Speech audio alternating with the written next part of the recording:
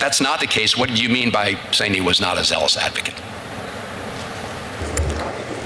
Senator Van Hollen, this is all pending litigation, as you're well aware, and the timing of it, I can't discuss pending. Today there was such a scene in Congress. I thought I was watching a play. A former DOJ lawyer, someone with 15 years of experience, became a whistleblower. The man says they fired me because I refused to lie in court. And during whose term? Of course, during Trump's second term, under this monstrous administration that destroyed the rule of law. Now think about this. Justice, the state's most sacred duty, has officially turned into a propaganda office for the Trump crew. They're kicking out the guy who refused to lie. Isn't that ridiculous? In your opinion, whose interests does the law now serve? This is exactly why you should subscribe to the channel and leave your thoughts in the comments, because this debate isn't just for lawyers, it's for all of us. Madam Attorney General, yesterday, Erez Ruveni filed a whistleblower complaint against the Department of Justice. As I think you know, he was a 15-year veteran of the Department of Justice. He received commendations during the first Trump administration for all his work at DOJ, but he filed a detailed account of his recent experience at the Department of Justice, saying that prior to his determination, that he was terminated after he refused to sign an appeal brief that was unsupported by evidence or the law. And he says, I didn't sign up to lie. In response to his termination, you made a statement on Fox News a little while ago saying, at my direction, every Department of Justice attorney is required to zealously advocate on behalf of the United States, and that any attorney who fails to abide by this direction will face consequences. So, General Bondi, I guess the direct question is, he says he was fired because he didn't want to make an untruthful statement to a court of law. I have two questions. Number one, I assume you agree that zealous advocacy does not mean telling untruths to courts of law. And second, if that's not the case, what do you mean by saying he was not a zealous advocate? Senator Van Hollen, this is all pending litigation, as you're well aware, and the timing of it, I can't discuss pending litigation. This is a whistleblower lawsuit pending within my office, but I will say the timing of it I find suspect, as he takes hits at Emil Bovee, who is one of the best human beings I know, one of the smartest, brilliant men I know, who will soon become a federal judge. And his hearing happens to be today, and I find the irony of the timing of it pretty remarkable, the lawsuit. But this had to do with attorney-client privilege information that was disclosed. I can't talk about the substance, but what I will tell you, and you have obviously my word, any zealous advocacy means to be done ethically and honestly, always. And that's what I mean by zealous advocacy. He also accused Emil Bovee of things that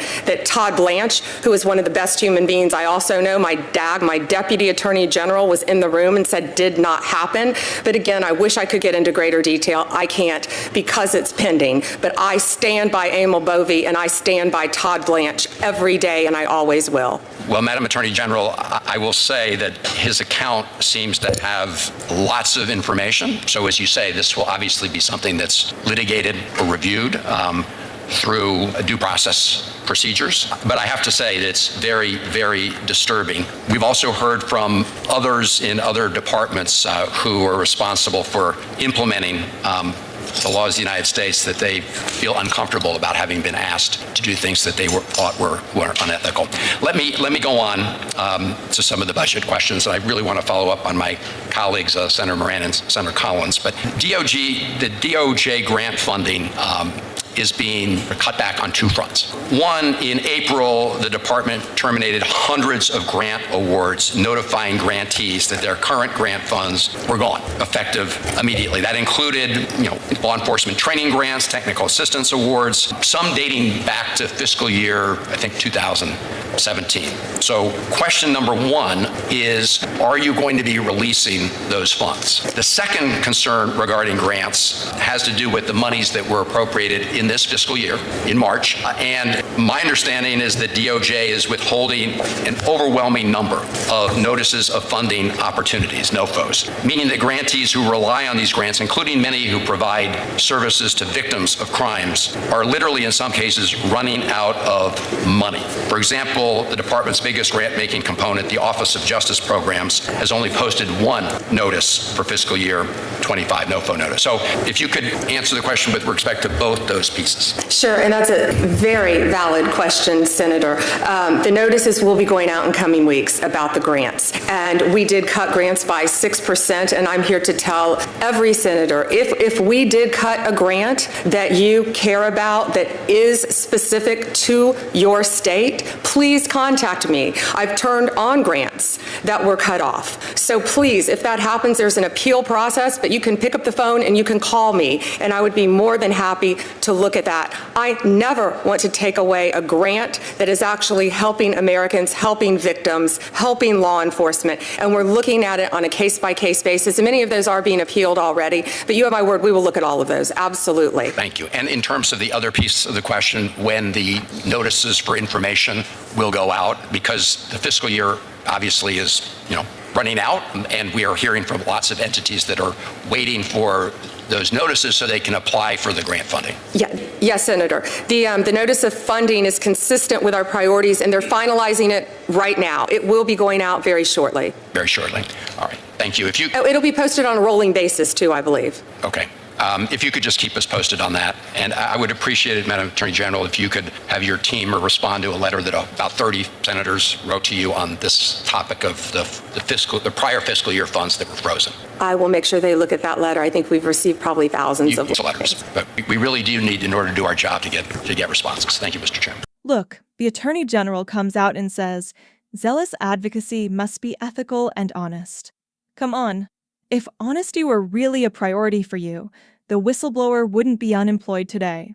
What they call zealous advocacy in Trump's dictionary now means defend us no matter what. Remember, after the 2020 elections, they filed dozens of lawsuits using the same logic: no evidence, no law, just lie after lie. Remember that infamous stop the steal madness.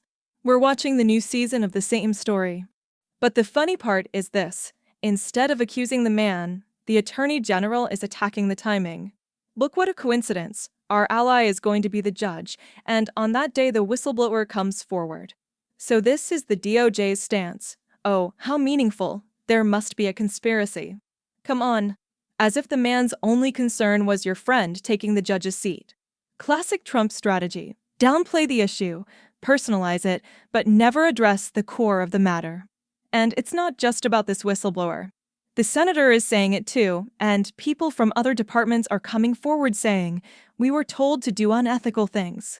Imagine, government employees are being pressured to sign documents they know are wrong while doing their jobs. Does that remind you of anything? Yes, Trump's pressure on Ukraine. Investigate Biden or no aid. The same dirty model is at play here. The rule is simple: submit or be fired. And to make matters worse, DOJ funds are being cut. Yes, the funds that help crime victims support police training. One morning, an email arrives. Hey, your funds are invalid. They're gone. Programs that have been running for years are being wiped out with the stroke of a pen. So, what are organizations that support victims supposed to do? Just give up? This is their understanding of justice: unlimited resources for allies, empty promises for the public. Which victims do you think Trump cares about? But here's the most ironic part. The Attorney General says, if your state has had an important grant cut, call me, we'll fix it. Do you know what that is? Mafia talk. We cut it, but if you reach out to me, maybe we can fix it. It's like a joke. An official government official is saying this openly in Congress. This isn't a rule of law. It's Trump's cronyism. These guys are literally distributing funds through their network. Can you call this democracy? And Trump, the man at the top of all this, is still marketing himself as the voice of the people. But he's not the voice of the people.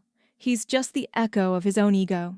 On one side, there are honest DOJ lawyers who lost their jobs, and on the other, there are victim support organizations whose funding has been cut. But Trump goes on TV and says, we're making the country great again. The only thing that's great is the scale of the lie. Now I ask you, if a state's justice system, courtrooms, and independence are corrupted to this extent, what's left? The ballot box? They don't trust that either. They say there's fraud when they lose. The press? They're fake news. The judiciary? We've seen it. They kick out anyone who objects. In Trump's America, the only thing left is a loyalty test. You're either loyal to him or you're the enemy. What else is this but a dictatorship in the making? And the scary part is that they are normalizing this trend. They say, oh, these things happen in every administration. No, they don't. If a DOJ lawyer had come forward during Obama's term and said, "They asked me to lie," there would have been an uproar. We talked about Nixon's Watergate for years. Now, in the eyes of Trump supporters, everything is business as usual. This indifference is the greatest danger. So, friends, the issue isn't just about one lawyer being fired. This is the systematic poisoning of justice by Trump. If we don't speak out against it, one day the average citizen will also become a victim of this system.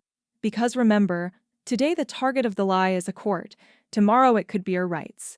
What do you think? Is the DOJ truly independent, or has it become Trump's personal law firm? Let's discuss it in the comments.